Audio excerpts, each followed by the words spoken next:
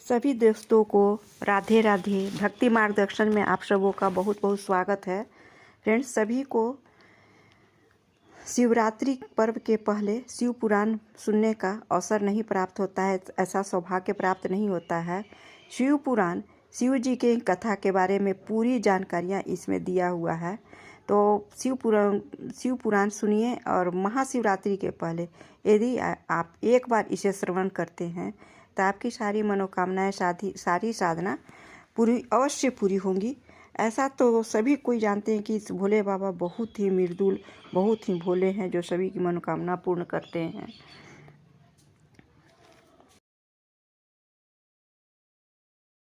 शिव पुराण पूजा विधि और सावधानियां क्या क्या हैं, ये सब बातें जानना बहुत ही जरूरी है। पूजा के दिन प्रातः स्नान आदि नित्य कर्मों से निवृत्त होकर पवित्र हो जाए। तत्पश्चात पूजा स्थल पर भगवान शिव, माता पार्वती और नंदी को पवित्र जल अर्पित करें। शिवलिंग पर मिट्टी के बर्तन में पवित्र जल भरकर ऊपर से बिल्वपत्र, आक व धतूरे के पुष्प, चंदन, चावल आदि के साथ चढ़ाएं। यदि नदी कोई शिवालय न हो तो शुद्ध गीली मिट्टी से ही शिवलिंग बनाकर उसकी पूजा भी की जा सकती है। महाशिवरात्रि पर व्रत के साथ रात्रि जागरण करना चाहिए और शिव पुराण का पाठ करना चाहिए। अगले दिन सवेरे जौ, तिल, खीर और बिल्वपत्र का हवन करके व्रत का समापन करना चाहिए। कथा श्रोताओं को सबसे पहले कथावाचक से दीक्षा ग्रहण करनी चाहिए। दीक्षा लेने के बाद ब्रह्मचर्य का पालन करना, जमीन पर सोना, पत्तल में खाना और प्रतिदिन कथा समाप्त होने के बाद ही भोजन करना चाहिए। शिव पुराण कथा का व्रत जो भी लेता है उसे दिन में एक ही बार जौ, तिल या चावल का भोजन ग्रहण करना चाहिए। जिससे सिर्फ कथा सुनने के लिए व्रत किया हो वह प्याज, लहसुन, हींग, गाजर, मादक वस्तुओं का सेवन न करे। कथा करने वाला काम क्रोध से बचे। ब्राह्मण और साधु संतों की निंदा भी उसे नहीं करनी चाहिए। गरीब, रोगी, पापी, भाग्यविहीन एवं संतानों को शिव पुराण की कथा जरूर सुननी चाहिए। कथा समाप्ति को एक उत्सव के रूप में मनाना चाहिए। भगवान शिव और शिव पुराण की पूजा करनी चाहिए। कथावाची की पूजा कर उन्हें दान दक्षिणा देकर संतुष्ट करना चाहिए।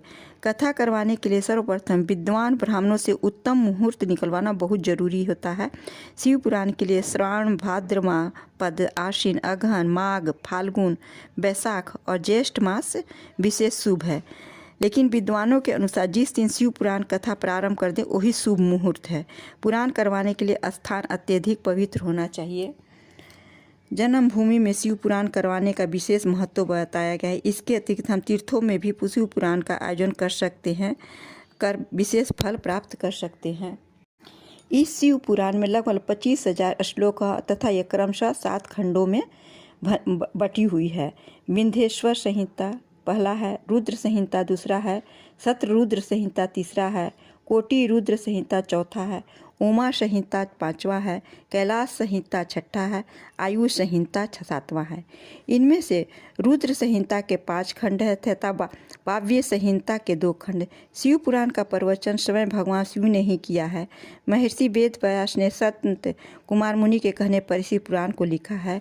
मूल शिव पुराण महापुराण की श्लोक संख्या 1 लाख है, परंतु व्यास जी ने इसे 24,000 श्लोकों में संक्षिप्त कर दिया है। पुराणों की क्रम संख्या के अनुसार शिव पुराण का स्थान चौथा है। यह पुराण समस्त पुराणों के माथे का तिलक माना गया है। इसमें वेदांत, विज्ञानमय तथा निष्काम धर्म का उल्लेख किया गया है। साथ ही इस ग्रंथ में श्रेष्ठ मंत्र समूहों का भी संकलन भी है। इसमें वेदांत, विज्ञानमय तथा निष्काम धर्म का उल्लेख है। साथ ही इस ग्रंथ में श्रेष्ठ मंत्र समूहों का संकलन भी है। जो बड़े आदर से इसे पढ़ता और सुनता है वो भगवान शिव का प्रिय होकर परम गति को प्राप्त होता है। शिव पुराण से शिव के अति नज़दीक जाया जा सकता है। इस पुराण का पाठ करना और सुनना सभी फलों को देने वाला है। शिव पुराण के श्रवण करने से मनुष्य के समस्त पाप नष्ट हो जाते हैं तथा शिव धाम की प्राप्ति हो जाती है। मनुष्य को चाहिए कि वह भक्ति, ज्ञान और वैराग्य से संपन्न हो, बड़े आदर से इनका श्रवण करे। 12 संहिताओं से युक्त यह दिव्य शिव पुराण ब्रह्मा परमात्मा के समान विराजमान है और सबसे उत्कृष्ट गति प्रदान करने वाला है। कहा जाता है कि इस महापुराण का पाठ करने से या सुनने से मनुष्य सभी पापों से मुक्त हो जाता है। यदि यह पाठ सावन मास में किया जाए तो कथा का महत्व कई गुना बढ़ जाता है। शिव अनादि और अनंत है। शिव पुराण कथा रुद्र संहिता में शिव का जीवन चरित्र वर्णित है। इसमें नारद मोह की कथा, सती का दक्ष यज्ञ में देह त्याग, पार्वती विवाह, मदन दहन, कार्तिकेय और गणेश पुत्रों का जन्म, पृथ्वी परिक्रमा की कथा, शंखचूड़ से युद्ध और उसके सहार आदि की कथा का विस्तार से उल्लेख है। शिव पूजा के प्रसंग में कहा गया है कि दूध, दही, मधु, घृत और गन्ने के रस से स्नान करा के चंपक, पाटल, कनेर, मल्लिका तथा कमल के पुष्प चढ़ाएं, फिर धूप, दीप, निवेद्य और तांबूल अर्पित करें। इससे शिवजी प्रसन्न हो जाते हैं।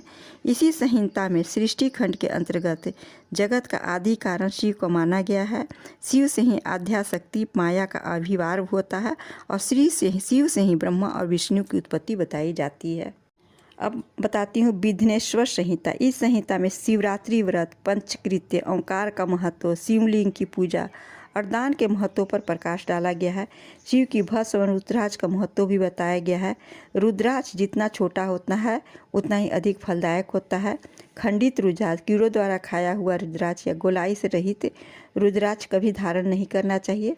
सर्वोत्तम रुद्राक्ष वह है जिसमें स्वयं ही छेद होता है। सभी वर्ण के मनुष्यों को प्रातः काल के भोर वेला में उठकर सूर्य की ओर मुख करके देवताओं अर्थात शिव का ध्यान करना चाहिए।